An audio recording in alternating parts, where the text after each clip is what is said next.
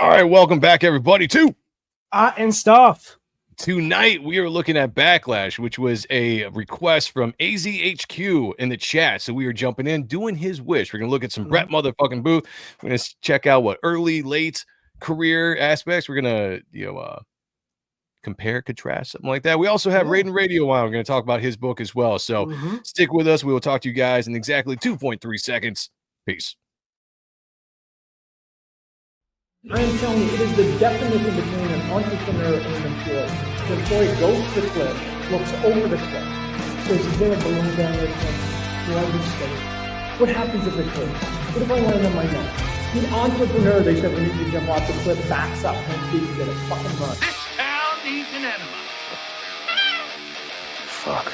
Julio! Where's Commissioner Gordon? Come on, you guys need some beating. Too stupid! Wait, you don't really think you'll believe things change? You got me? Who's got you? Everything changed. And anyone who tells you different is just lying. You know who this is? This is Mark motherfucking Sylvester.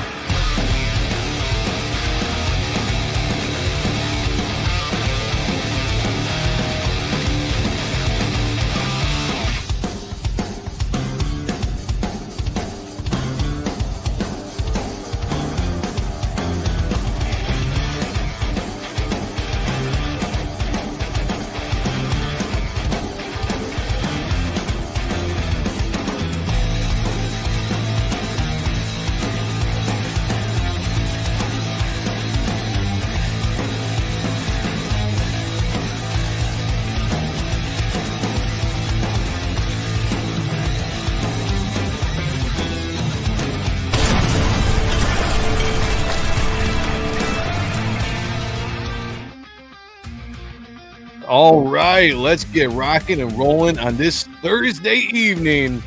What's going on, brother? Doing well, man. Just in that creative zone, trying to wrap up this book, working on things for the future for the more type 1 shit. So, in that zone. Hell yeah. Danger zone. The danger. I'm doing good. This will probably be we're not doing a show next week, right? You're off to the wild, I think, right? No, that's you. That's you. Oh, I'm off next week. That's right. And then you're off the week next day. Maybe. Whenever the last weekend in the month is. Yeah, we can't. Yeah, let me do that down a little bit. We can't keep track of our own schedule. That's just how we roll. Hey, we're busy people. We got places to be, shit to do. That is true. That is true. A lot of people streaming tonight. We appreciate everybody that's in here spending your much-earned watch hours with us on Odd Stuff. We're going to say hi to the chat real quick before we get into the actual intro of the show. Cosmic Studios, Heath Ward, member of the channel, is in the chat. He is number 1. I believe that might be the first number 1 I've seen him. So, my friend, that makes you number 1. Yes, and obviously you are the first member in the chat. You get this. What are you doing up Oh my God! I'm sorry! I can't stop coming! I'm sorry! Oh, it feels so good! And you're going for the hat trick because you got your own video as well. Afternoon. Stinks like sex in here. Yes, it does. Let's go. Mark Penguin's in the house says, I know what you did last summer was amazing. Nice. Hail Sean's Thick Queen. Awesome. I can't wait to check it out. Okay. I'm glad it's good. I want it to be good. Yeah. I liked the first one back in the 90s. It was good. I love Jennifer Love Hewitt. Yes, she's thick, but she still looks good. Bro, after three children, she's like 50 maybe, almost 50. Like, come on. Like, that's I was just on Vaughn's channel with Sammy Repeat. Like, that's a natural woman. Like, in Hollywood standards, maybe it's off, but like, she's beautiful, man. Still hot. Yeah. Yeah, like she's aged very well. Yeah, got a little bit more thick down there, but that's okay. That's what I want. I can deal with that. Yeah, I can man. deal with that. Here we go. So, Mr. Penguin, A penguin is a bird that cannot fly. I am a man. I have a name. And his name is Mark Penguin. Great to see you, brother. Duck Bacon's in the house. Says, hail Joe. Hail the chat. Duck. Hashtag, don't forget about Sean. It's all love. Let's go. By the way, one of our fantastic artists that jump in the chat with us. Go check out his work on X, on Instagram, all that good stuff. Follow him. Citizen Ronan's in the house as well. Everyone. What's up, everyone? What's up with you, brother? Good to see you. How you doing? Speaking of fantastic artists, Nice. YSA's in the house. Did anybody see the Bane art that he put out on X the other day? Did I? The vomiting is so good. Fantastic. Yeah. Yeah. So good. So good, brother. Good to see you here. It says, Ronan Joe, how are you? Hail the chat. Hail to you. Hashtag, don't forget about Sean. Let's go. He got me. I don't know. Wiley J. Draws is in the house as well. Hail to you, my friend. You guys. Do me a favor, let everybody know that we are live. I know there's a lot of other people streaming. We're going to have a fun time tonight looking at some Backlash. I hope HZHQ jumps in the chat because this is his request. Yeah, man. I don't want him to miss that. Yeah, that Bane is fire. Yeah, if you guys haven't seen that, go check it out. Hey, but more importantly, take the link of this show, drop it There in you the go. other people's chats that are live right now. Tell their chat that they're wasting their time, whatever's going on. This is the place to be. If they get mad at you, tell them just to get mad at us because we don't care. I've also been really, really busy. I forgot to update the leaderboard. I'll do that tomorrow, and whoever wins tonight. But remember, Mo Biggs got his 4th win on Tuesday. Yes, He is in the lead now, officially with 4 wins. So what am I talking about with the leaderboard? Well, if you look at the top fan category in YouTube, you see a number by certain people's names. You see a crown and a color. If you hold on to that number 1 spot at the end of the show, you go on to the leaderboard and we tally up your wins. And at the end of the year, whoever's won the most, we're going to do something We'll special. get a lap dance by Kayla. I don't think she agreed to that, but who knows? Maybe you'll get like Zach will draw you some kinky art too. I don't Zach will give you a lap dance. Yeah, Zach might give you a lap dance. Zach will definitely give you a lap dance. That guy's a whore. We'll figure out something, but you guys are going to get, whoever wins are going to get something special. Yeah. Duck Bacon crossing the streams. Nice. The streams over on X, reposting the stream. Appreciate you, brother. All right, let's jump into this. Yeah. It's Thursday night. I'm feeling good. Welcome to Art and Stuff, your favorite podcaster's favorite show about comics and art and stuff. 26 years in the business on a technicality, over 40 years consuming and collecting the comic book medium in many, many, many formats. Yeah. I've been killing it since your days in the belt buckles, editor extraordinaire, the Hispanic art on paper, smoothing your gate daisies and underoos, creator type 1, the only one, Jersey's finest Sean Ahrent. With me, as always, my brother Nod. Look, I'm the very talented, the very sexy, the very distinguished, always narcissistic but never vain, staunch defender of Rob Liefeld, Gina Carano, and a lover of all things 90s. Joseph Michael Sonntag, or Joe M Sonntag if you prefer, as the Pope likes to call me, JMS, or as the chat likes to call me, Ronan Joe. Welcome to the show, and as always, what an awesome show we have for you tonight. Steve is in the house. What's up, Steve? Says, wait, who is Duck Bacon giving a lap dance to? I don't know. Whoever he wants. That's what he does. You Free do country. you. Pizza's in the house too. Good to see you. Pizza? Good to see you. All right, it's a good time to kill the music. Let's do that. And let's jump into the show. So we have a guest on the show. We're going to bring him on now, and then we're going to look at some awesome Backlash art. So, Sean, bring our guest. Yeah, returning to Art and Stuff, our guy, your guy, Mr. RaidenRadio. Welcome to the show, man. How's it been? Hello. Gentlemen, thank you for having me on. Hail to the chat. Welcome to a Thursday night. Absolutely, yes. Hail to the chat. I love it. We got Edwin in the house who says, hail peeps. Hail to you, my friend. Hail, bro. Good to see you. I know you've got a book going on right now. You're doing lots of big things. We'll definitely talk about that when we get to that portion of the show. But before we do that, we are going to jump into a book called Backlash. Sean, you want to give a little bit of a rundown on that, and then we will bring that up. Yeah, Backlash is a character co-created by Brett motherfucking Booth. First debuted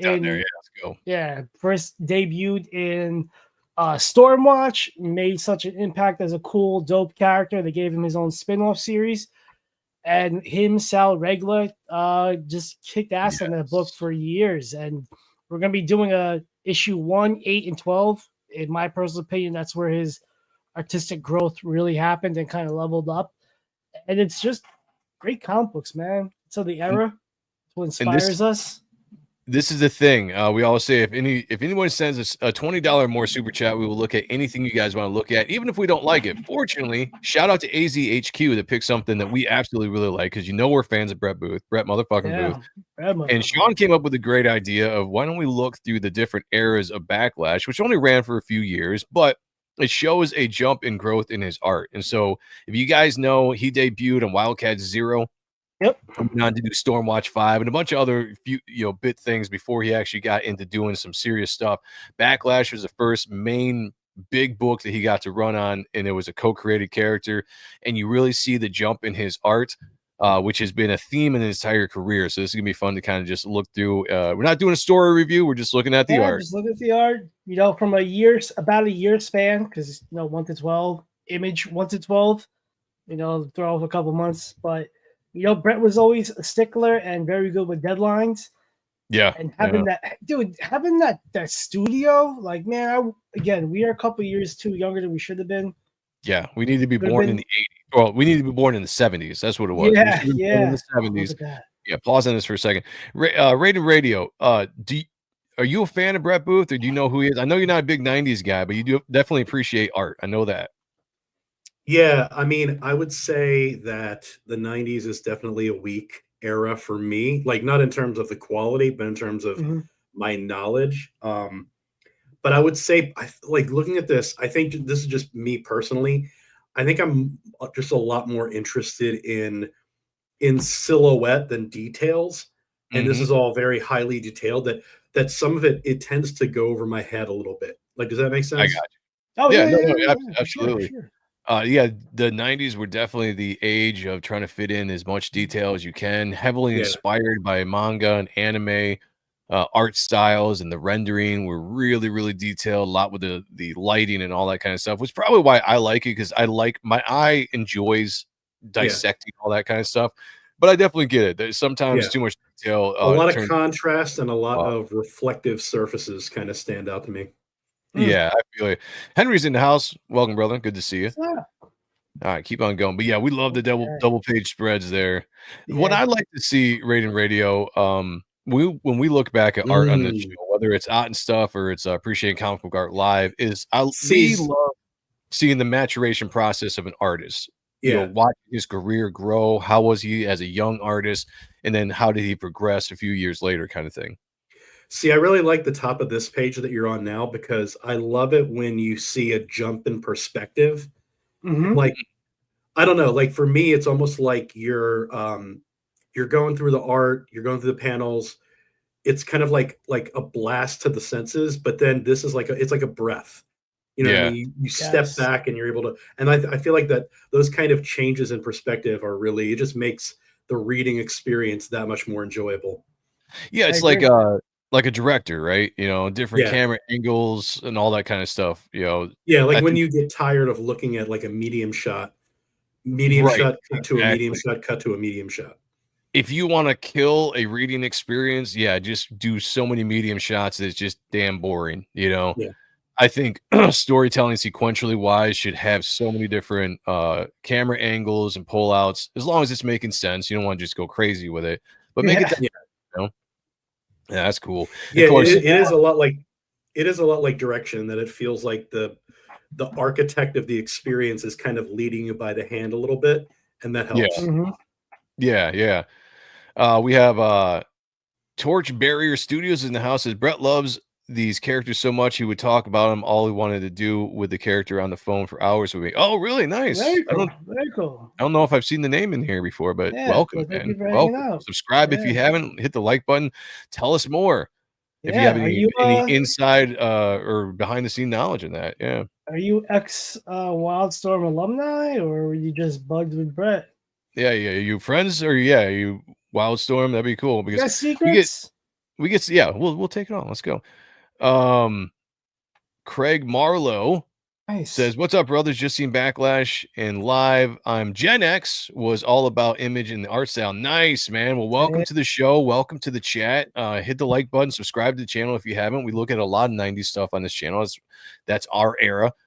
And we love Brett. We've had Brett on the channel 5-6 times before. We consider him a friend of the show. We're close to 10 now, man. Between that's true. And like true. Yeah, he's been on quite a bit. Yeah. I love these panels, these half shot faces. I always love the storytelling with face shots. You know, some might think it's a cop out sometimes. I don't know. Like I think it just show emotion, show you know whatever we're obviously in this kind of era it was more always the mean mug, depending on what story you're telling. But I like to draw image, change the game. The art was great. Yeah, same here. No, I worked with Brett on all the Devil Bros. Okay. Dable. Okay. He also did art on 6 How to Draw books for me. Nice, man. Nice. Well, welcome. Do you know Derek Ruiz? Does he work for Dable Brothers? Craig says, wow, glad to find you guys. Well, I'm glad you found us too, man. This is one of the things I love about the show is connecting with new people in this art style or era. We don't do just 90s stuff, but yeah, they agree with us. But we have a love and affinity for the 90s. Both our art styles are kind of come from that with the people that we idolized growing up, and so we like to look at the fun eras of comics, So this again, shout out to AZHQ, which I don't see in the chat. So hopefully he gets in there, gets a chance to see this because he spent the super chat to look at Backlash tonight. I love this hair. I love how it just trails and it just intertwines with one another. Just a lot of hairspray.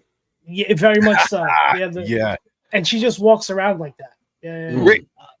Raiden, I think one of the things I like about the 90s art that I think it's kind of lost is the movement that they would put into the art. Now, I know some people might have an issue with like the unrealistic aspect, but I think when it comes to sequential storytelling, it's so important for the movement of the reader's eyes as well. I mean, hair, capes, cloaks, all that stuff can really pull the reader's eyes into certain directions that they need to go, even if it's just like, yeah, that's long hair is never gonna be that long, it's never gonna be that in the wind, but it looks good, right? Yeah, I mean, another nice break at the bottom of that page. Silhouette, yeah. My background came out of academia. And that, like, I did comic studies for a while in college. Oh, nice. No, you would have you would have assaulted my professor because the way they referred to the 90s, your blood would be boiling. Oh, jeez. I can just imagine. So here's the funny thing of those conversations. I get it. Depending on what era you come from, what style of storytelling you come from, I can understand why some people dislike the 90s. And I know a lot of people that do. But what I like about the 90s was just the fun of the medium of the storytelling. Like me, when it comes to movies and stuff, I like fun movies, action movies, comedies. I do like a good drama. I do like a good, well-told story from time to time. But sometimes I just want to have fun entertainment. And to me, that's what the 90s were in jest. Like it was full of just fun entertainment, fun art to look at. And yeah, it might have not been as best told stories, I guess. And if you were really into the older style of penciling, it was probably too big, too poppy, too all these things that comic books were back in the day. Is that kind of what he was going with, or your professor? Well, I mean, so in literature, there is what's considered an almost kind of official canon of things that are worth studying and things that aren't. And the literary canon for comics basically jumped right over the 90s, except that my professor spent half of an entire class making fun of Rob Liefeld. Oh man. But so nothing from Image, but we did have to read Jessica Jones. Really? That's interesting. Well, Jessica Jones is early like 2001 to 2002? Yeah. Yeah. It was a shame. Oh, and then we also had to read whatever writers or artists in the industry that the professor knew. So it was kind of a racket to sell their books for them. So we would read like Rucka Wonder Woman and David Walker, Black Panther, and then they would come in and sign our books. Oh, that's cool. I thought the Rocker Wonder Woman. Yeah, it just felt like a scheme to move books to me, though. Oh, I'm with you on there. Good for them. Shout out to them for that. But like, Sean, hold up a second because we have one of our. Just pause for a second. We got Sheldon Martin in the house, member of the channel. What's up, bro? Anytime Sheldon's here. Pegging isn't new for me, friendo, but it is for Disney. Yes, good to see you, brother. Thank you for being and here. shout out to him for sharing that page today from his book. Oh yeah, dude. Like, I can't wait till everybody sees what he's got, what he's cooking up. Issue 1, he shared with me. Awesome. He's ridiculously talented. He's a silent threat. So by the time his new stuff comes out, people will be going after him for commissions and covers and all that. Well, he sent us some very fantastic art. Some birthday art. Yeah. If I got my shit's all buried. Is it plugged up? Plugged up? Yeah. Where's it at? It's here somewhere. It's just buried. We love Sheldon around here. Kayla's in the house. What's up, girl? Here we go. What happened to Blood Wolf? Well, he's back, kind of technically. He's kind of back, I guess. Yeah, he's Rob had him in what was that thing? Last Blood, Volume 1 and 2, Brigade. He's around. Yeah, he's around. Yeah, he's around.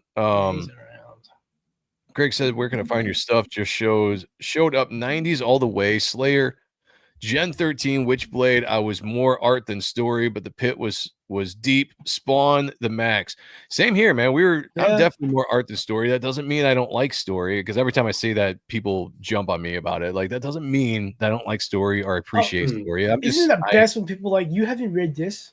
Back off, dickhead. Yeah. My God, man, we only have so much time in this world to we can't read everything. Yeah. And I'm visually stimulated. You know what I'm saying? And comic book art, that's just I love looking at. Look, I like looking at a beautiful sunset. I look at the clouds. I look at lots of things. The same thing. I look at comic book art or drawings. I'm just like, I'm amazed by the art form, whether it's classical art or. Go ahead. I'll say I didn't have to wait. Let me see. Get it to show up. Damn it. Anyway, my max. I didn't have to reach very far to find something good from the 90s. Oh, that's great. Yeah. What do you got? What did I miss? I was looking at the chat. Well, it doesn't show up because of the background, but I just grabbed the max. Oh, the max. Oh, yeah. The max was great. Sam Keith. Yeah. Oh, yep. I see. Yeah, okay. Yeah. Omnibus. We got the replicator in the house. Rob's here. Arnold. Good to see you. Good to see you, buddy. I don't know what you're referring to, but it's keep on coming. All right, go ahead and keep rolling, man. We'll keep rolling and talking here. JP is great at story. His book is very well written. Nice. I can't believe Taika Waititi is going to direct Judge Dredd. I know. I'm going to talk about that on the Ronan Joe show, but I'm not happy about that at all. Yeah, I don't think that's going to be the tone you want to go forward with that franchise. But I don't even think he's a bad writer. I think that what you have seen from him is what happens when somebody begins to huff their own farts. You know what I mean? Because his early movies aren't bad. They're not poorly written, but at a certain point when everybody is telling you that you can do no wrong, at a certain point you start to believe it. Like what they do in the shadows is brilliant. The movie and the series. Oh, that was Waititi? Whatever his name is. I did not know that. Well, I think he got Dumbo when they go against the werewolves. And I feel like he struck the bone off the roof and they falls over. I feel like he struck it with the comedy, and maybe he's always been comedy. I don't know, and it's been the same thing. But if you're gonna take on Judge Dredd, we don't need comedy in everything. Yeah. No, and I think from what I was reading in an article, and again I'll cover it on Sunday's show. But it seems like they really want to try to make this more universal in a bigger universe. So it's going to be probably pulled back on the violence. It sounds like it could be more of a PG-13, style of Judge Dredd. And I just don't know if that's going to work. I liked what they did in 2012 or 2013. That remake was really good. Yeah, with Carl. Urban. Urban. Yeah, that was good. I like that. Baz 1500's in the house. Says RaidenRadio. Any word on How to Die 2? Maybe one day. I've had many people come out of the woodwork to ask me that, but I will say maybe one day. Mighty Mike McMahon, happy belated birthday again, brother. Happy birthday. Says old school Booth is still banging. That's a fact. Facts. That is a fact. Old school, I like style over a matter, but hot chicks always eye candy. That's a fact too. Okay. Comics should always have sexy people in general in it, but it should have some sex appeal, right? I mean, it should have to. I mean, go back as far as you can think. Women have always been beautiful, right? Yeah. Yes, the Prophet was great. Yeah. You're talking about the reason why I like the 90s so much, guys, is there was so many different art styles in the 90s and everything was pushed to the limit and everybody was trying stuff. It's the era of trying stuff just to see who could outdo who. And I thought it just produced some very fun art style that I think to me is what makes comics to me. It's the generation I grew up in, you know. So other people in different generations might have different opinions, and that's fine. I'm never going to argue with somebody if they say like the 70s or 80s or whatever was superior. That's, you know, it's whatever you grew up on. Damn. Speaking of which, pause. Look at that. You want to show a transformation scene? This goes all the way back to the anime. How many people watch those anime, you know, shows where the female characters transform into their show or their suits, and they basically you gotta get them naked first before the new Yeah. Like that's what that reminds me of. With it, the guy that didn't do the first Judge Dredd remake wasn't available, or really? Okay, see, I thought they were all coming back, but yeah, it's horrendous. They should just do a series. I think a series would be better. There's so many things you can do now with budgets on series that would be better than movies, but yeah, we'll see. We'll see. Core 20's in the house. Shout out to the Core 20. Good to see you guys. Nice. Let me give you a shout out in the chat. What a curve. Look at that. Look at that curve. Look at the arch over back. Yes. That's the thing you get canceled for about 5 years ago for doing that. Yeah. But back in the 90s, that's how you did it. That's how you did it in the 90s, son. That's how you paid them bills. I love it. See, do you think that it was maybe a Ponzi scheme so that people would try and do that, and then maybe chiropractors were involved? Maybe. I like where you're going. Let's fish with that. I like that. Yeah. Yeah, Beasley. Yes, let's do it. I think smile. what it is. Look at that smile. Like they're just bit of early. There's something. There's something about a white smile being, contrasted by darkness. It always hits. Yeah. Rob said I like the anime where for some reason the female gets goo on them that eats their clothes for absolutely no reason. You gotta have. Yeah, you don't really need a reason. You just need a why. As long as it happens. As long as it happens, that's all. It's like Patrick Stewart. Every scene is like, and then all their clothes fell off. Yeah. Yeah, the darkness was great, Craig. Dude, this is the channel for you, my friend. Hey, and if you like awesome books, check out Reaper Destroyer and Type 1. Yeah. Oh, that's definitely some 90s stuff. But yeah, if you just found us and you're loving this content, stick around. We do a lot of this kind of stuff. Yeah, we're the best. You and Torchbearer Studios. You guys definitely stick around. Yeah, we're great. When we were talking to Brett, we're definitely great. Yeah, no ego here. I'm kidding. The times that we had Brett on the show, I love talking to him about the art in general, the art form of the 90s. And the thing that made the 90s great to me was the way that you can utilize positioning of characters and how they bend and how they twist to provide energy. It wasn't necessarily trying to draw the most accurate stances or anatomy. Now, granted, you have to know anatomy to be able to break the rules, but the more you break the rules, the more you bend, the more you push a character in certain directions here or there, it provides energy and movement to the character. And I think that you had that ample in the 90s, and that's what I loved about it. Rest in peace, Scott Clark. Yeah, another artist was taken away. We just looked at Brett Booth Michael Turner last week, and just another artist that was taken too early in life. Rob says, serious question, who was the best artist of the 90s that isn't McFarlane? That came out of the 90s? I would probably go with Turner. that was a Man, product of the 90s? You know, it's a tough question because what? Turner, are you talking about Bench, coming?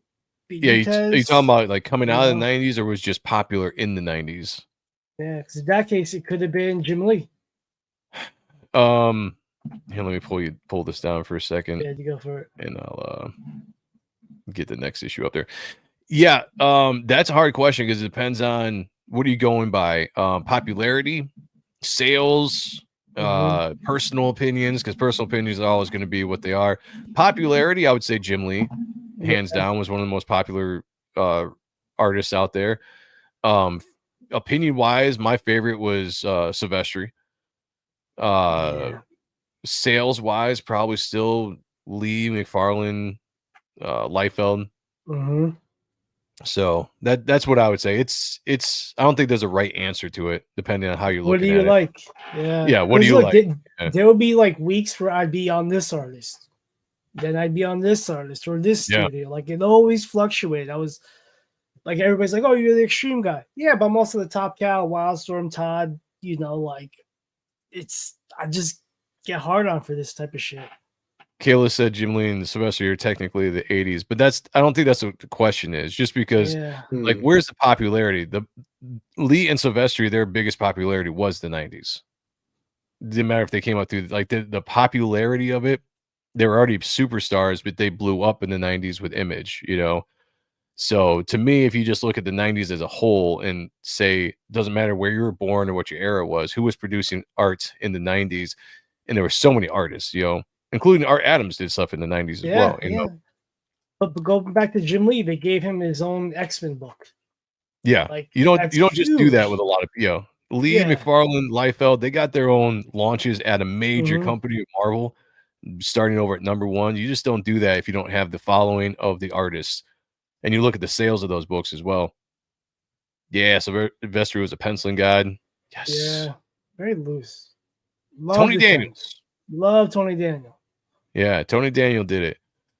Really love the 10th. If you go back into the backlogs of the videos on this channel, Craig, we did an entire show looking at the whole first series of the 10th. I think that was Kayla's first show, first Akba back in 2022. That's right. It was the first time we had Kayla on. Yeah.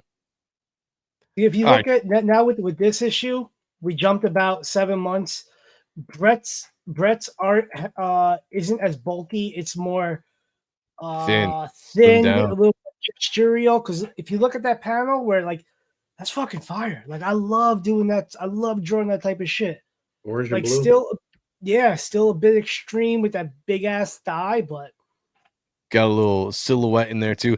Yeah, Brett really went through a point in his career where he really pulled back on the bulk and started going way, like all of his characters started becoming slim. Even the big, like muscle bound guys were slim in general. Like, this was his slim era. That's for sure.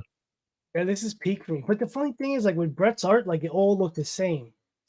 If that makes sense. Like growing up, like this, looking at this is how his shit looks. It's weird. I'm not even stoned and I'm not making sense. Don't make fun of me, Rob. Torchbearer Studio said Tony Daniels is another great artist to talk to. Worked with him on some toys. Nice, man. Oh, cool. What toys? Dude, we might have to have you on. Maybe let us know. That'd be fun. Yeah, Brett has never peaked artistically. He just keeps getting better and better. He's a goat. That is an absolute fact. That's why it's fun to go back and look at his early career, which is funny, you know, because guys like Brett, they don't really like to look back at their early career because they look at the bad art, where we still look at it as like, damn, this is still good, you know? Like when we first had Brett on and we were backstage, like I was nervous as hell because you meet one of your idols and somebody that inspires you artistically. Yeah. I was like, hey, Brett, you remember when you drew that? That was cool. And he knew what I was doing, the SNL thing. And he fucking And then I did the same thing with Dale. So like that's how when Dale was on. That's my icebreakers for my idols. Yeah, when Dale Keown first came on the show, that was so fun because I knew he was coming on. I kept it a secret from Sean because I wanted it to be a surprise. And when I popped him into the back room, when Sean saw him, well, it was because he came in late, and I popped it or whatever, like down below, right down the screen when you're in the back room of StreamYard, you see yourself in a little square or whatever. Well, Sean could see everything because he was a team member or whatever on the channel. So I just popped him in without saying anything. All of a sudden, boom, there it is, Dale Keown at the bottom. And to see Sean's face react to that was priceless, which is why I did it. You know, but that beautiful. was he was awesome to talk to. That was a It's great like show. the first time you get walked off in the hallway in high school. It's great. Oh no! Wow. Yeah. That's I love his. I love these thighs. I try. Like I love these thighs, man. Like the muscle. The muscle. The creation of the muscle shape in the night in Talk these about kind of thick. drawings. Yeah. Like it. I love the legs, you know. Yeah, powerful stuff, man. Torchbearer said that he worked with him on the 10th figures. Nice, man. Oh, really? Really? That's awesome. Do you have any images of those? Because I don't think did they ever come out? I would say, did they ever make them? I remember seeing photos, but nothing final. Craig said, love Dale Keown's Pit, got every comic, which is good because not everybody has all 20 issues plus the Pit Crew, and there was another small series he did. I thought, I can't remember. It's been a while, but yeah, I've got them all too in my collection. It blows my mind. Like nobody has them all. It's like was I an enigma in collecting all this shit? I think so. I think we are, man. Like, yeah. You know, I don't know. Maybe we just came from the era of collecting. I don't know. Yeah. Like I like to say, like me and Joey grew up together, but we didn't. You like, right? I have that. I have that. You know? Yeah, you would think we did for as similar as our comic book teen life was. Yeah. Mike McMahon says I still draw them that way. Yes, that's the only way to draw them. That's Mike. That's why you're kicking ass. Yeah. U.S. Assassin Volume 4 is being shipped to people. Mark is busting his hump. Nice. Get Gun Goth, get Raiden Pain 2, and just slide in his DMs and send him pictures of donuts because he really likes those. Oh, that's awesome. Yeah, I have the first Pit trade as well. I thought I had the second one too that he put out, but I haven't been able to find it. So I either imagined I had that or I lost it at some point. But I've got the original Pit trade that came out. Oh, nice. I'm actually excited to see that they're going to be doing the new Pit trades that Dale Keown and Mandy are going to be putting those out. I'm excited. I'm hoping that Dale is all brand new covers, all that kind of stuff. Yeah. Because huge fan of Dale Keown. If you guys missed it on this channel, I mean, I'm the kid at 14 years old, 13, 14 years old that was writing Dale every single month, you know, stupid shit like, you know, I did this month, you know, blah, blah, blah. By the way, you're such a badass artist. And then he would write, his studio would write back. It was really cool. You know, like I was a big Dale from the fan from the beginning, got all of his work. Actually, I mean, I'll take not from the beginning, like from Pit got me into Dale. And then I went back and started doing, you know, collecting the Hulk. And hold up on this for a second. Started collecting the Hulk, and then I don't know. Dale was one of the ones that inspired me to get into music as well, because I remember reading an article in Wizard. I can't remember the issue. And it was 41 or something like that. Yeah, it was when he still had the long hair. Yeah. There was a picture of him like sitting on a step, but it covered him talking about how he broke into comics when he was doing band stuff. And I was like, I'm doing music too, you know. So yeah, I'm not saying I modeled myself after Dale, but I'm not saying that I didn't. So, you know what's cool? Do you remember the glasses they showed he had, like those tinted ones? Yeah. Bruce, my brother-in-law Bruce, when he was dating my sister when I was a kid, he had those glasses. Like that's the only time I ever thought he was cool. Hell yes, I love it. Now Dennis Kelly's in the house. He says this show never disappoints. Love it. 90s shit rocks. Thank you, brother. Good to see you. Man. That means a lot. Appreciate it. Let's talk about this for a bit. Look I was just saying, I love this shot. Fuji, yeah. I was just say the character Fuji there. The big back in the 90s, you couldn't have a team without having a big guy. Right? You had to have a big character on a team. It's just I still think that's a good dynamic to have. Fuji was a cool character. I think he was underutilized throughout the years, you know, but I think Warren Ellis made him weird, but I love this design because the first one was just basically a rock, you know, but this is a little more teched out. It's got cool arm, you know. I like it. He had that like mushroom head. I don't even know what, you know. Yeah, he did have a mushroom head. It was like a mushroom head. Yeah. Like that guy was. It's not like monotone or like, you know, a torn shirt. Plus, he's sponsored by Target. So that's cool. Yeah, He is. That's funny. That's cool. No, but it's Storm funny you Watch said is that. awesome. Every team needs a big guy because the fighting games follow the same formula. Right. Yeah. Right. I don't know when Street that became a Fighter. thing. What team was the first team to really Alpha Flight? I mean, yeah, I know the X-Men had some bigger Yeah, I characters was as gonna well, say. but Could have been whatever. Sasquatch, Colossus to a degree, Giant to Man. a degree, yeah. But like when was it that they got like the really big, like 12-foot tall characters or whatever? I that was think it Giant may have. Man. I think it may have been Marvel versus Capcom. If you're talking about the really giant one, and then Killer Yeah. Instinct, Okay. when they came back, they replicated it with a giant like tree creature that could Okay. just make more limbs grow on him, but he took up like half the screen. And then the trade-off is that you're big, but you have to also be slow. Right, yeah. Yeah. It just seemed like at one time, because the X-Men had bigger characters, don't get me wrong, but they're all of a sudden it just blew up like that you had to have this massive Hulk-like size character, in every team in the 90s, which works, but it just Torchbearer says I collected all the Dale going all the way back to Dragon Ring. Nice. Great book. Yeah. Dude is a wizard still a thing? No, they went out of business long time ago. Yeah, they owe me money. He said I got number 1. It's mid, but love the heavy metal. So you got the heavy metal rebooted. Yeah, Wizard was fun. I liked it for a long time, but they went out.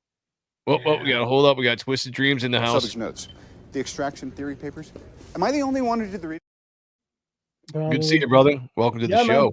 Star Wars Marvel Purist is here as well. Good to see you. Thank you for being here, guys. Appreciate it. We were looking at some Backlash art. I do hope to see AZHQ in the chat because he was the one that super chatted and made this show possible. He requested us looking at some Backlash. So here we go. Look at smart this storytelling with the silhouettes. Was that what you're gonna say? I was going to say that. Yeah. Go for it, Joe. Go for it. Well, I was just going to say, I love if you watch the show, you know that we love silhouettes, not just because as an artist, they're easier to get through, but just there's something about the silhouette storytelling that really works. What's interesting about this panel is it says silhouetting everything out. You just silhouette the main characters, but it really works because it draws your eye right to the character without having to put in all the tiny little detail or all the color. You still get the sense of what's going on and you pull right to the character. I do like that, even though it's a little bit different than like a full-on silhouette.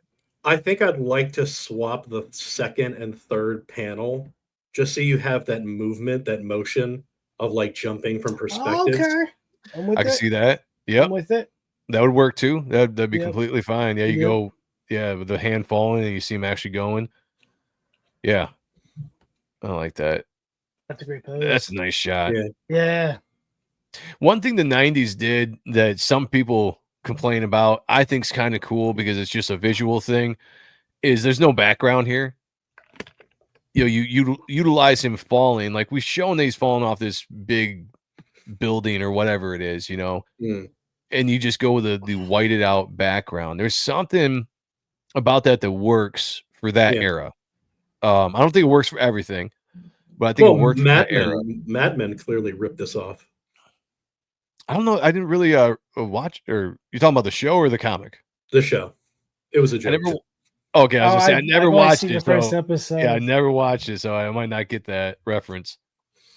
Sheldon Martin said The Last Wizard was in 2011. Really, that long? I thought they were before that. Anyone ever feel guilty for spending a lot of money on a book just because the cover is so good? Yeah, I do. Because then you feel like you wasted your money if the interiors suck. And honestly, I used to do that all the time if my favorite artist drew a book. Nowadays, I can't justify it with money being what it is and everything. Like, there's a lot of cool covers I haven't collected over the last 5 years because I'm just like, I can't do it, guys. It might be Jim Lee, it might be Silvestri, it might be whatever, but I just can't do it. I can't spend $8 for a cover. That's why right click and save. Right, exactly. Got to run, guys, but loving the nostalgia, bringing back a time. Thank you, brother. Hopefully you join us again. Every Thursday we do this, and then we do a Spawn review every Tuesday. So if you like Spawn, jump in with us on Tuesdays as we go over Spawn issues, new issues, spawned conversation as well. So thank you. 366 this Tuesday. So if you know, if you're into that, come hang out. Wizard tried to go digital, I believe, but didn't work. Yeah, probably too early in around that era for the digital thing to really take off. They were probably a good 10 years too early, I would say. That was buff. Cover buys. I always reserved one cover buy per trip to the LCS back in the day. Yeah, back in the day, I would have spent lots of money on just covers if it was my favorite artist. Oh yeah, dude. Yeah, hands down. Definitely. That's before you had all the bills, though. You know, all the bills and everything else you had to spend your money on. I still have a problem with the variants for that same reason. I don't mind variants as long as the interior art is good. Yeah. Then I can still justify doing it. If the interior art is still good, then I don't mind buying a couple different versions of the book if I want to get a certain cover. What do you think about that? About the translucent lettering? Go back up. Talking about.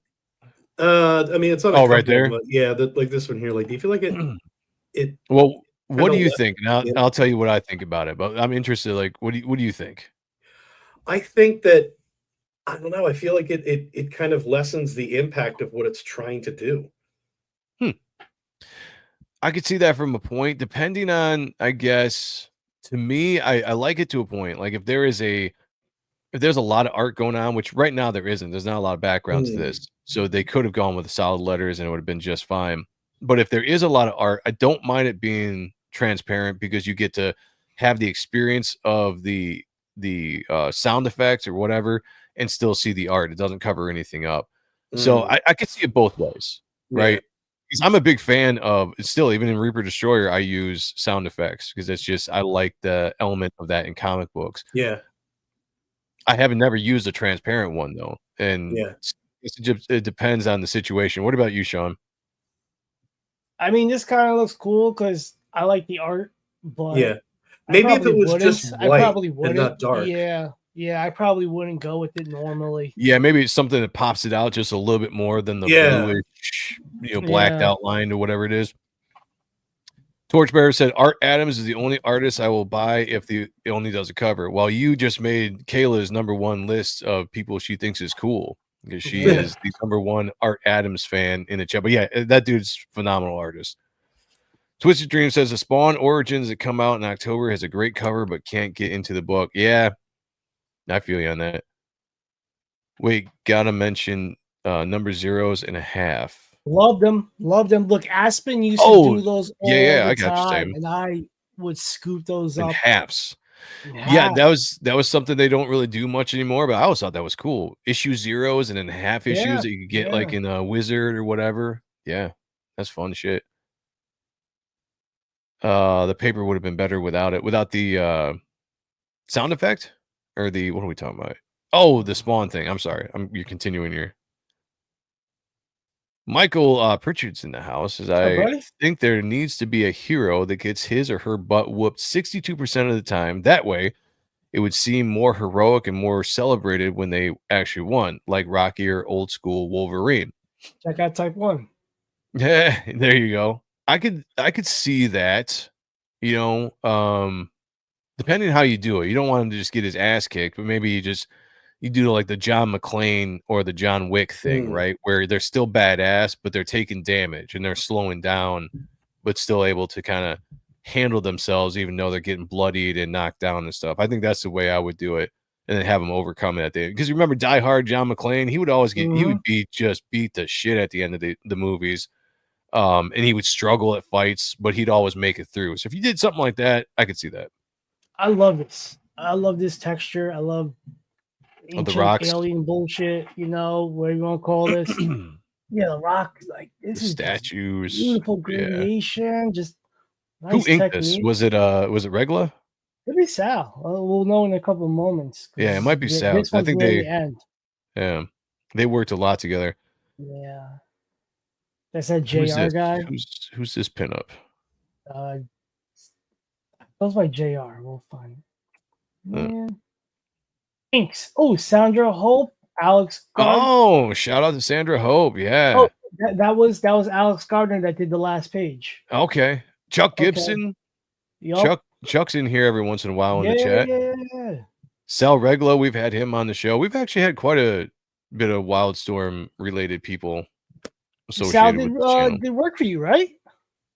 He was going to, but he couldn't. He was Okay. too busy with some other stuff. But we definitely, we've had him on the show a couple of times. Cool dude. Nice, nice. Aaron, let me drop that out and bring up the next issue. Steve Grez says, I'm a big fan of how Daniel Warren Johnson does lettering and sound effects. They're part of the art. Yeah, I think that's another thing too. Like letters are so damn important. You can really throw things off with a bad letter. Yeah, and sound effects, yeah, you got to do them right. I like them, but they have to be done right. Otherwise, they could take you right out of it. Like Eric Weathers brings such an artistry, not rotisserie, artistry to his, that to the craft. Like what he did with you, and like what I've seen him do. Yeah, that guy's just a true artist all around. Eric's a genius in a lot of ways when it comes to stuff. Tell him he said that. I won't tell. I won't tell. Yeah, gotta keep him humble. Yeah, keep him humble. Twisted Dream says this page would have been better without it, so he doesn't like the splash, the sound effect. The girl looks like Boom Boom right there. I might be a little far behind here. The flesh hanging off of Wolverine, taking damage, but still coming back. Yeah, that kind of stuff. Right, you want to beat the shit out of a character, but you don't want to like brutalize them. You don't want to beat them because I think you lose the. Like John McClane walking through glass. Exactly. Right, yeah. Was it what movie? I mean, he was beat up at the end of every single movie. Yeah. But when he's just crawling at the end and just fighting to stand but still winning, right? That's the kind of thing that I would get down with. Hojo's in the house. What's going on, man? Hojo, good to see you, my guy. Sandra Hope, Roberto Ramos's best inker. Sandra Hope's dope. She's she's so talented. She's a goat. So talented. Oh, do I hear our name right now? Here our name is Spawn Confence. Yeah, for the Spawn review, we did name the chat Spawn Confence. That's what we're going with. That was for now. That was the name voted on by the chat. So that's what we do. Walt Simonson is a sound effects goat. Yeah. Ron Mars did some great Silver Surfer stories. I did like Ron Silver Surfer stuff. Never read it, I don't think. Oh, there's another one saying the girl looks like Boom Boom. Which one? This one? No, it's was that on the last issue? Yeah, it's not Zell. Is it Zella's sister? It's the little blonde girl from Wildcats. Oh, I can't remember. I have to see her again. Not that important. All right, how far have we jumped now? This is the last one. This is issue 12. This is the last one we're going to look at. This is the show. This is a huge leap in a year. Like, look at that compared to those Brickany Broccoli. He's made a big jump. Like all three or not really eras, but all three. You see the maturation process from issue 1 to now. Yeah. And you see his style is the same. Yeah, it's Brett Booth, but he's changed up quite a bit. Lighting is a lot different. Characters are slimmer, but not crazy slim. His muscle definition, I think, has changed as well. The way he kind of draws the human body with the muscles. Faces are more animated to a degree. Yep. Into that the animation art isms. I'm always interested in a good logo, and I find it fascinating that it's purple on purpley red, but it just it still pops. That's really interesting to me. Just because of the yellow. The border? Yeah, okay. Yeah, and the fact that the spaces are filled in a little bit. But like, I mean, it's kind of breaking rules. You know what I mean? Like if you look at the previous issues, there's so much more color contrast in here. Yeah. It's still. I wonder if that's two limitations of the colors back in the day. I don't know, but you're right. Yeah, sometimes color combinations are weird, but they work. Twisted Dream said, "This is what happens when we let women vote." Go Fans as a name and Joe Biden. I need James Gunn to greenlight a Backlash movie with Jason Statham. That would be dope. That would be. He'd be a little short for my liking, but I wouldn't complain. Put him on stilts. Well, back to bed. Have a great rest of your show, guys. Always a pleasure. You too, Dennis. You have a good one, brother. Look who we do have in the house. We Rick, have motherfucking Sailor. Mr. Rick The Sailor. common thread in all of my failed schemes is human stupidity. People are just too stupid to accept me as their leader. Facts. Good to see you, brother. It took a while for Brett though to kind of pull out of a certain face design. Yeah. That wasn't until like the 2000s. Actually, even when he was doing that vampire book, what was that? Anita? Was that what it was? Anita Vampire or something? Yeah, I got it. Yeah. I got him. I didn't really like him because of just the concept and story, but it wasn't until you just loved the naked DC. men on it. Yeah. That's what it was. Yeah, too many naked men. It wasn't until DC, I think, that he kind of started really defining a better looking face. Not that these faces are bad; they're great. But style wise, he started drawing different style face. No, yeah, the faces are great, but you know what I'm saying? Like he had a certain style of face that he drew for a number of years, and then at some point he kind of broke out of that and started doing a slightly different style of face. Anita Blake, not a horse face, but it was very angular, elongated, very long, Yeah, it was skinny and long. I remember that specific, and it had a specific look. Like you could always look at Brett's work and know it was Brett right off the bat, just on the faces and the body, the elongated body, you know, and some of that might have been some Adams influence there. Sure. Yeah. We got Snugs in the house. Got Snuggies. JP. Okay, send a super chat and I'll do it. I'll do anything for money, you know. Not as much hairspray this time. Yeah, this was an interesting hair style for this character. I could never really. I think this one is more glue stick. Yeah, I could never really figure this out back in the day, except that I don't know. I don't even know what the next time we have Brett on, if I remember, I want to ask him what the inspiration for the hair design on this one was, because that's definitely 90s woman. Yeah, I was like, that's some definitely. What is that? The MTV animation stuff, you know, not exactly like it, but it kind of had like a weird design like that, like the Eon Flux. Yeah, it kind of had like, you know, some kind of weird design like that. Man, that show was awesome. That was a good show. That was like the coolest thing when I was a kid. Yes. I'm with you. What was that? What was it called though? What was their nighttime cartoon hour called? Liquid Television. That's right. You had the Max, Eon Flux. Yeah. The Max was on MTV's Oddities. Yes. Oh, was that what it was? Okay. Yes. All right. Yes. I'm confusing that whole I think the first Oddities was called The Head, and it was about the guy who had the alien. Yes. The big that's right. Good Lord. That was so obnoxious, but so dope. Yeah, I remember staying up late. Primarily for me, it was staying up late to see the Max, because I was just like, man, I'm staying up late past my bedtime, and you get to see something that I read in comics on the TV, which you didn't see a lot of. I mean, yeah, you had the X-Men, you know, and stuff like that, but the Max was a little bit more like mature viewership, you know, and it seemed like you're almost doing something you shouldn't be doing at that age. But it was page accurate. Like the first one was at least. Yeah. Yeah, the Max, the show looked phenomenal. Like it was so good. I couldn't believe what I was seeing when I watched that show. Yeah, I'm still blown away. I watched that not too long ago on YouTube. The first episode, I'm just like, man, they did some page accurate, you know, to that first episode at least, and it was so good. It was they did a really good job with that series.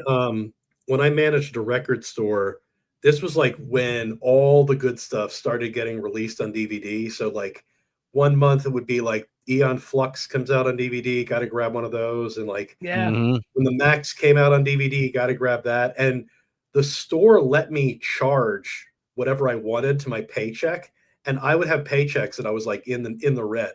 You know what I mean? So man, because you're just getting so many DVDs, games. Yeah, I can see that. That's the biggest mistake right there.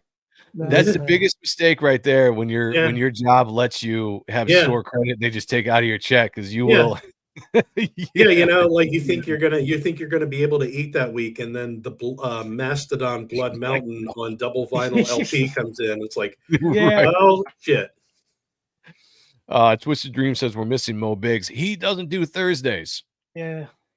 He let us know that he can't do Thursdays. So I'm looking in the chat. I'm curious. The number one spot. Who do you think it is, Sean? Mo Biggs isn't here. Who do you think the number one spot is? Probably one of the new guys. Let me scroll up because I forget names very quickly. It's Duck Bacon. Is it? All right. Holding on to the number one spot. Okay, That's the first time I think I've seen him in the number one slot. So Duck Bacon, whatever you're doing, keep that up.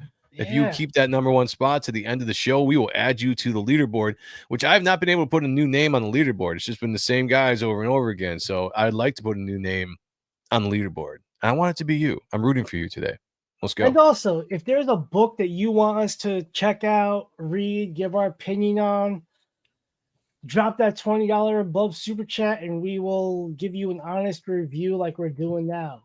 Like this is just like icing on the cake because we love this shit. This was more of an art review. If you want us to read a book and give a review of the story, we do that too. Preferably we do that when there's not a guest because we can get more in depth. This we just try to look at the art so we can get to talking about the guests towards the end of the show as well. But let us know. $20 get you anything you want. You know what I'm saying? Snug says it's Weeb's Thursday in the Biggs household. Oh, you know it. Shots fired. You know, you know it. Go Duck, go! Yeah, go Duck Bacon. I'm excited, man. Let's see if you can hold on. Just keep doing whatever you're doing. Now that's I'm nice swiping that. Yeah, I'm swiping that. That's awesome. That's like a mid roundhouse kick shot, like right before he's gonna follow through.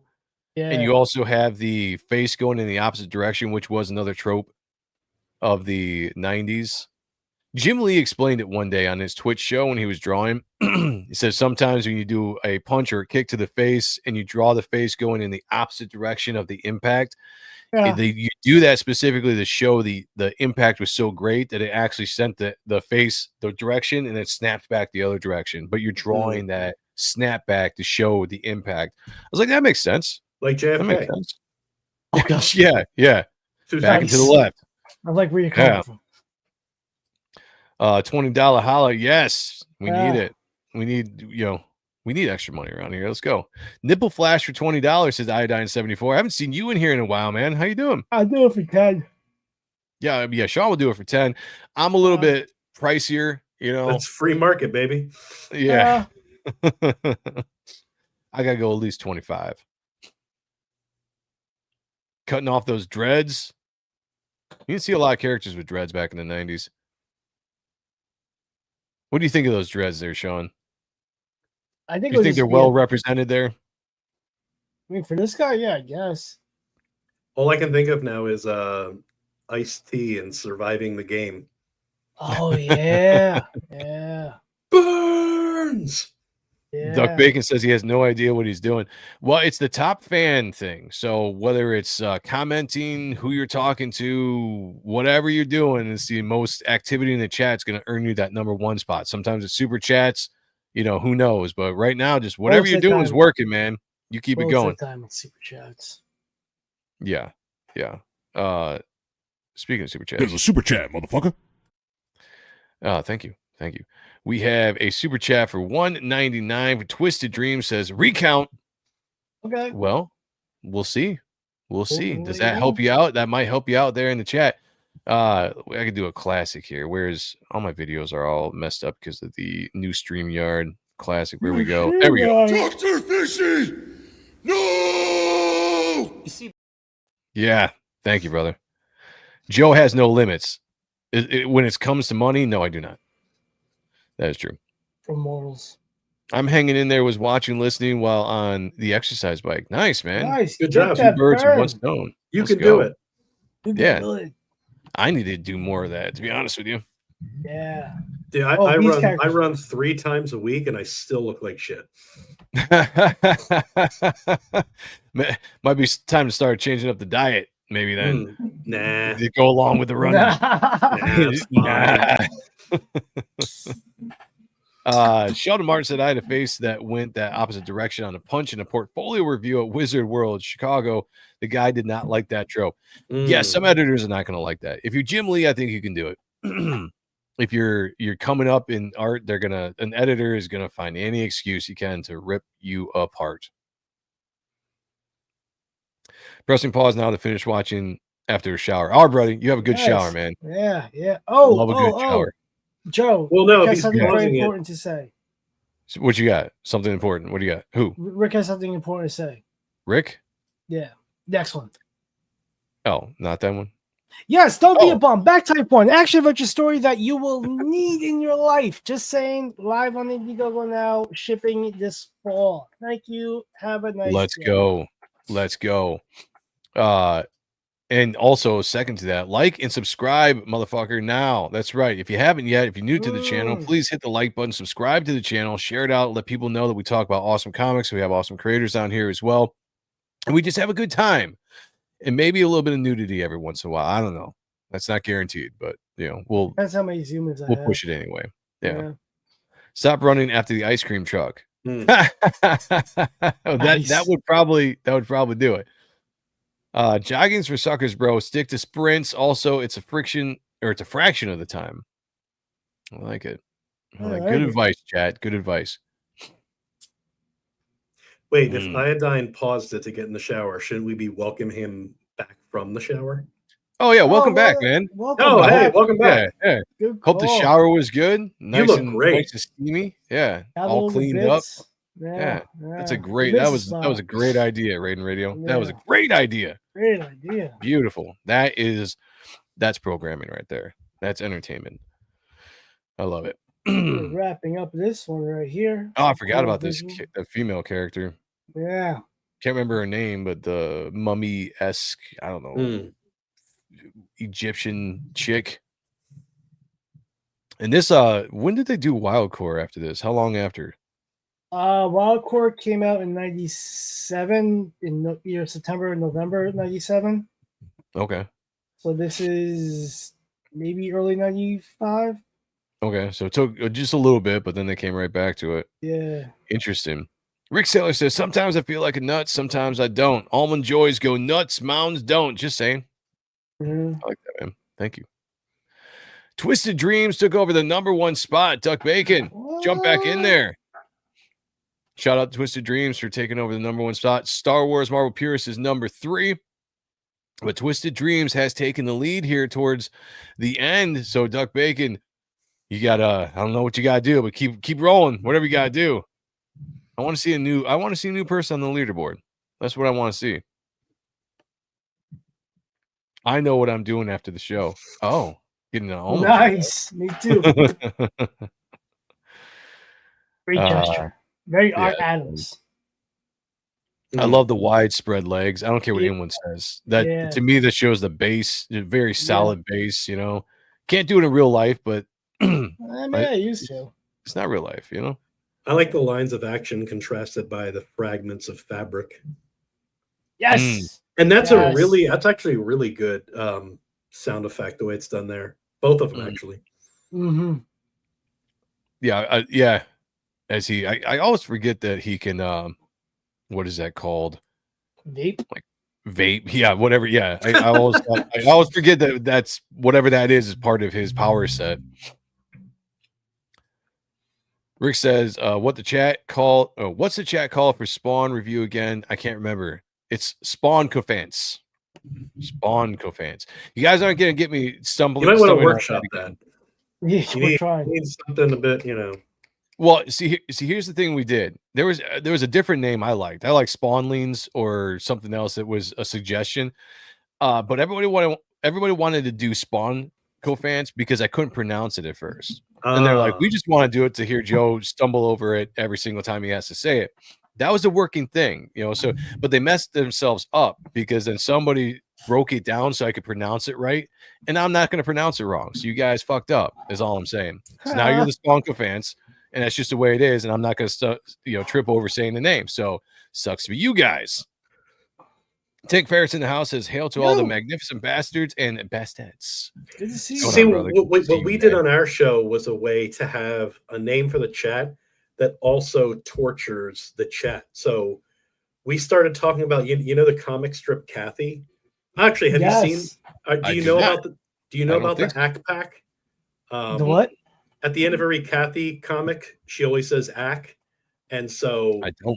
We've formed the Ack Pack, and now anytime anybody in the chat says Ack, we play the most annoying Billy Joel clip with the word Ack over and over again, and that way we can exactly, yeah. So we can torture our own chat. Nice. And drive them away.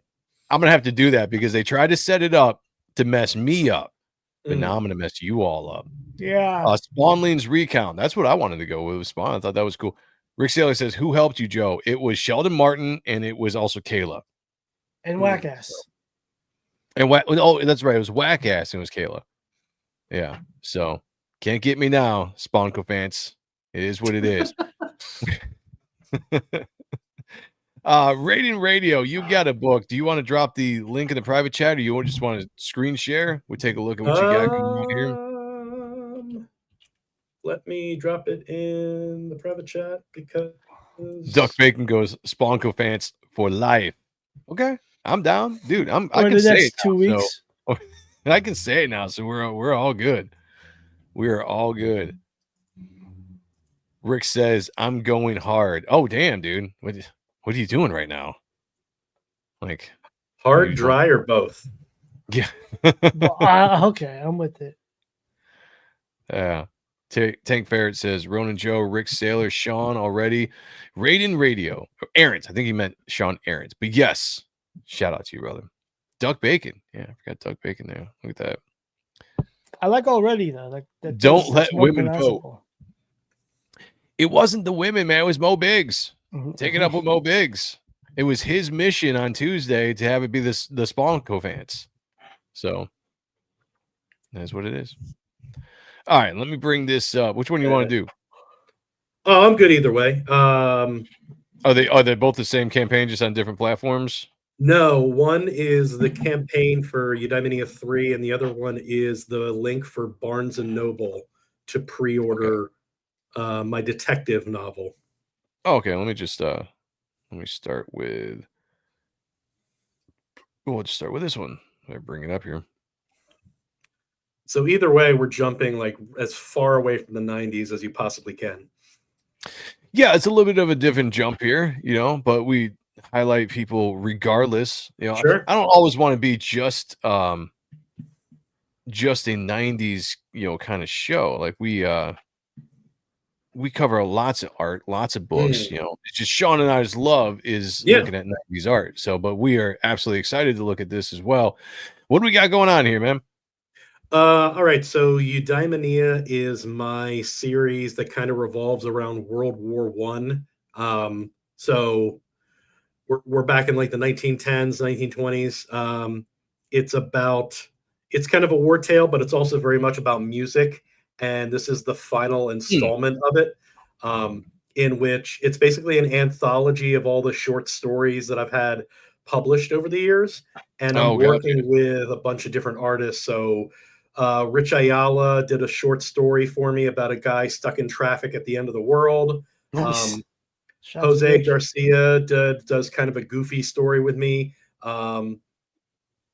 There's a bit of horror in there. There's a story about a guy who wakes up on a plane full of dead people, and it's based on a true story, so it's extra terrifying. Oh, nice.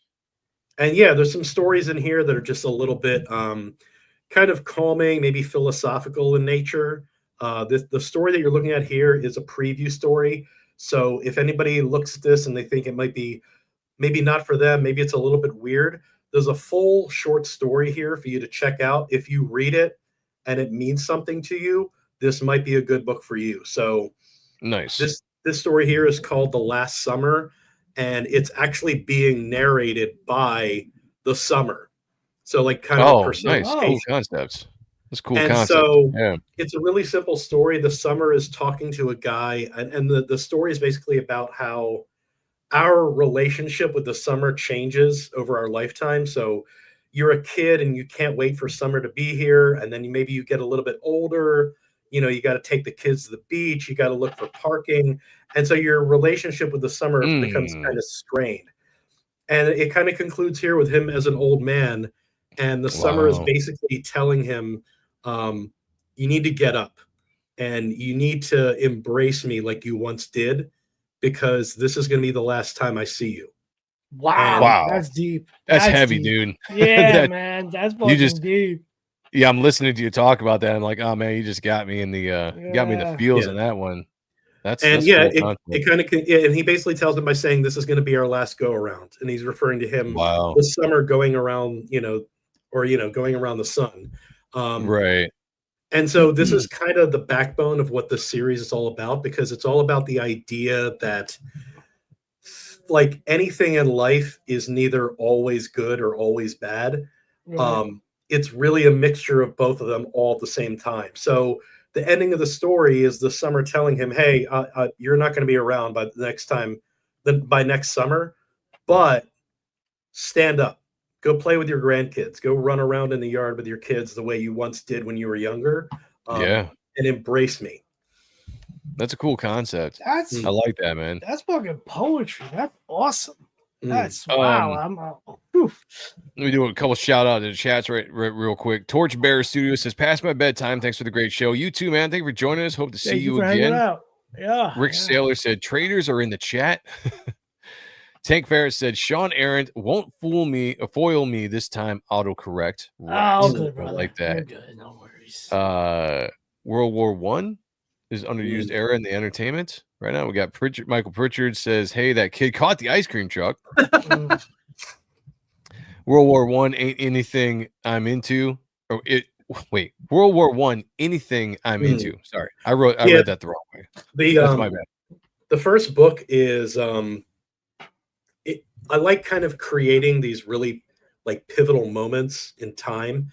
And so like when I say it's World War I, the series really kicks off with a moment where there is an American soldier in World War I, and he's 16 years old, because we did send 16-year-olds over there.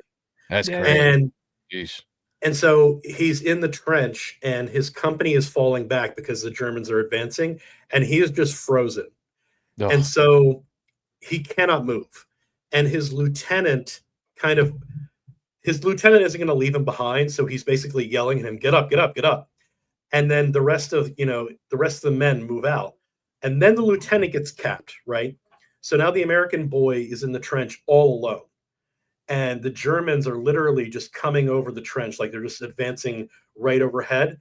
And this is kind of the pivotal moment, a 16-year-old German boy does the same thing. He dives into the trench because he just wants to hide. And so now you have a German boy and an American boy in a trench, and they hate it. It's so ridiculous. It's such a ridiculous moment if you think about it, because one of them has to die. They hate each other, even though that doesn't make any sense. They just want to go home. And so that's kind of like the jumping off point for these kind of ridiculous moments that they happened. But like if you kind of zoom in on them and look at them from different angles, it just kind of like reveals something almost kind of absurd. That's some deep stuff, man. Yeah, that's some heavy stuff. I like the thought process. Tank Ferris says RaidenRadio has been bringing the heat. Nice. I can definitely see that. I can definitely. Well, let's check out the trailer real quick, and I'll bring up the Barnes and Nobles. Let's see what this is all about.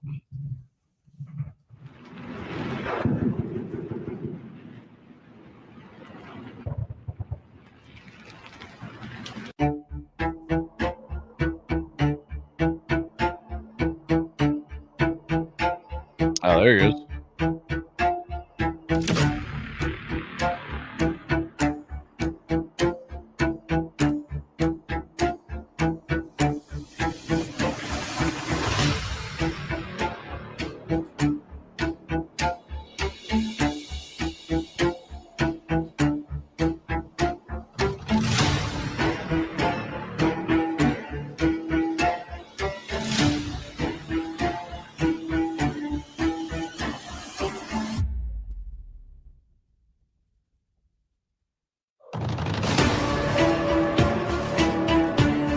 Proudly.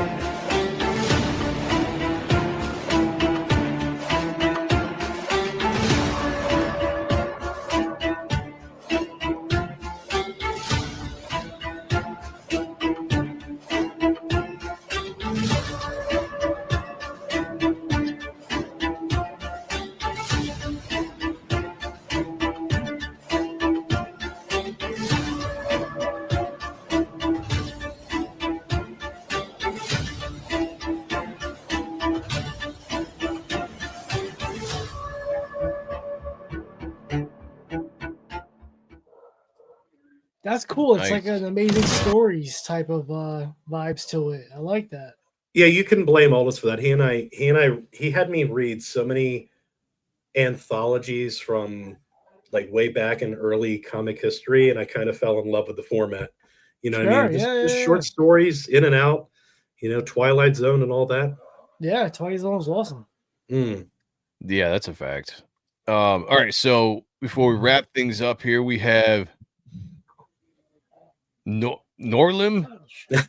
Yeah, I couldn't pronounce. Yeah, I don't think I could pronounce this the last time I saw it either. Yeah. Noir and Harlem. Okay, A much simpler pitch. It's a noir detective series in 1920s Harlem, New York, because it's just one of my favorite places for.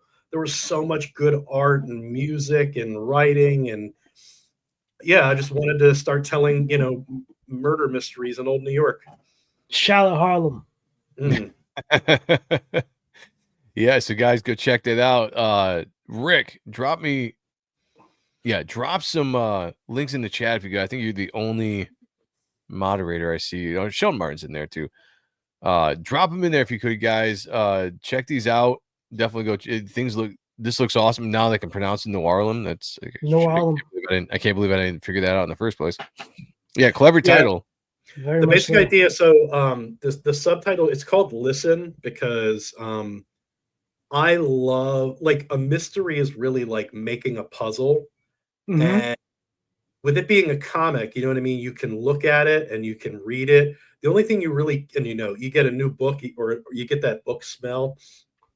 You can eat it if you really want to, but you can't really listen to it.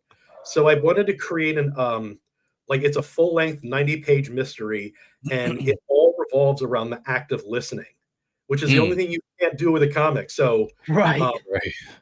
Yeah, I like trying to make things as challenging as humanly possible, but it's a cracker of a mystery.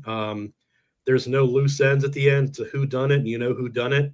And yeah, so I just kind of fell in love with the idea of like creating these puzzle narratives that people can read and then reread again and find all the things, all the breadcrumbs that maybe they missed. That's awesome. That's Sean brilliant. Martin coming through and dropping the Noirlem pre-order on Barnes and Nobles. Guys, go check that out now if you like what you saw. I think this has been awesome. Definitely got some heavy stories there on the what is the other one called? Edo. It's another one I can't pronounce. Yeah. Listen, I promise the next book series I start, you're going to be able to pronounce it. It's called The Rough and Tumble, and it's going to be like aging gunslingers, like very Unforgiven, and they're they're going to war with the very early Chicago Mafia. Oh, interesting. Cool. So it's going to be Unforgiven meets Peaky Blinders. I see. Okay, I can get down like with what that. Hollywood producer wouldn't jump all over that? That's a cool concept, and I'll be able to pronounce it, which is great. Yeah, it'd be great. Plus, we got along so great. We're supposed to be mortal enemies, you and I. Are we? Why? I mean, I think so. Isn't that what people say about like art people versus writing people? Oh, we don't pay attention. Well, yeah, it depends. I mean, because everybody wants to jump in and do the art first writer conversation, which I also think is writer artist though. So we're writer artists in the mix. But I think that conversation is misunderstood every time people have it, because every time I post something where I just say something very simple like I like art better than writing, is never me saying that I don't like a good story or I don't respect a good story. Yeah. It's just a personal opinion that I like art over story when it comes to comics. But then everybody just jumps right in. They're like, you got to have both, man, or it's not anything without the writing. I'm like, motherfucker, that's not even what I'm talking about. Art like, is take a step back. Art is the steak. Writing is the sizzle. There you go. There you go. I like it. See, I'm down. And I'm someone that's always said, like, to have a good, like a great comic, you have to have the perfect marriage between art and story. You know, so I'm always on board. I'm like, guys, I'm agreeing with you. I'm just saying personal opinions. You know, I like art better. Like, that's because I'm a visual guy. I'd rather look at something than read something. That's just me. Isn't that the best? When somebody tells you is wrong. Thanks, Fred. It's really oversimplifying it too, because number one, we're forgetting about lettering. Number two, we're forgetting about front matter. We're forgetting about logo design. Like it's and the print. Like the print is so important. That's a good point. Yeah. Drew G's in the house. He says, just popping in and say what's up. I'll try to catch the next show. All right, brother. Appreciate you, man. Thank you for joining us, though, even for a second. Snug says, you got to have both, Joe. All right. Night Chicago died. Oh, yeah. Big old fire. Art and story are equal. They should be. Everyone, you know, and it's funny, too, because I noticed that the most pushback I get on those statements come from writers. It's like I insulted writers by saying that I like art better. I'm like, guys, just no. See, I'll push back on that because when as a writer, I think I notice it coming more from artists. So I think whichever one you're bent towards, it's kind of like, you know, there's a saying about luck that you never remember when you're lucky, but you always remember when you're unlucky. So your perspective is going to dictate which of those you notice more. That would be my guess. I could see that. Yep. It's same thing with politics and all that kind of stuff. I could see that. That makes sense. Rick Saylor says art over story for me. If art doesn't drive me, I don't give a shit about the story if the story is great. Yeah, the same thing with me too. The art and the story need to fit each other. That's a great point too. But also because I'm a writer, I'm way more critical of writing than I am of art. You know what I mean? Yeah, I can see that. Yep.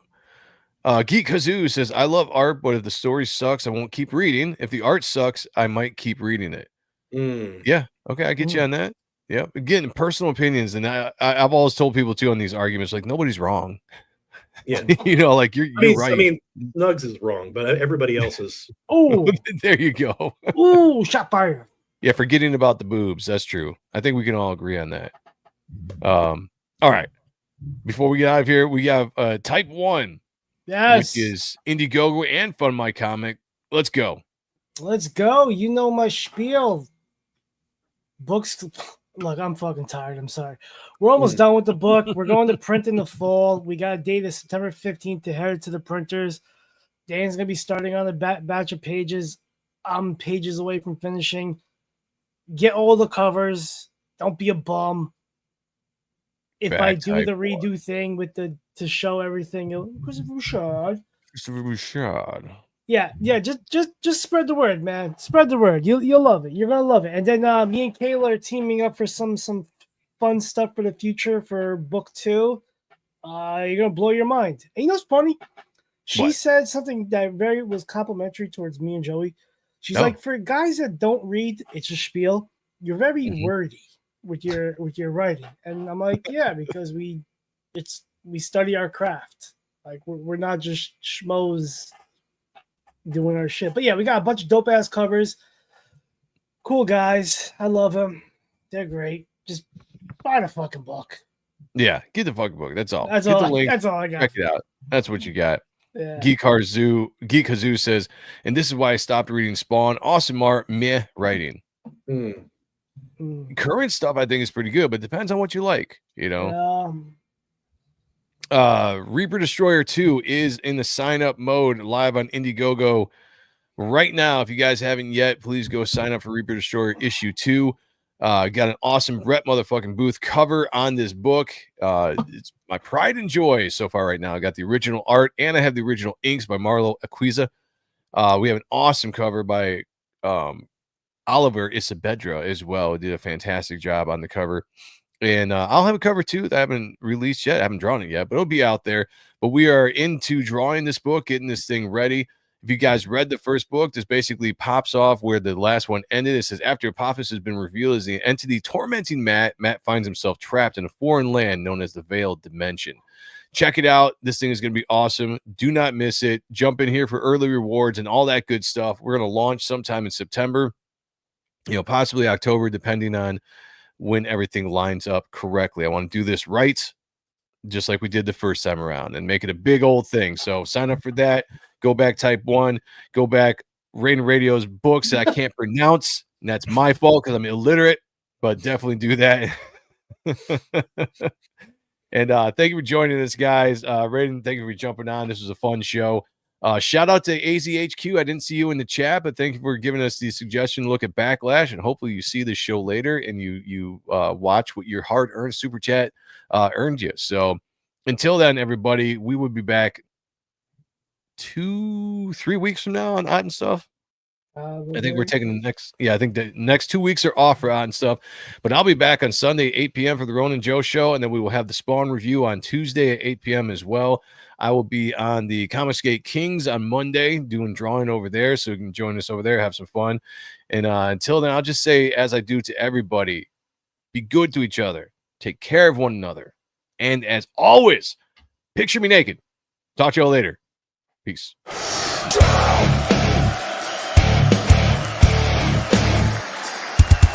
Down.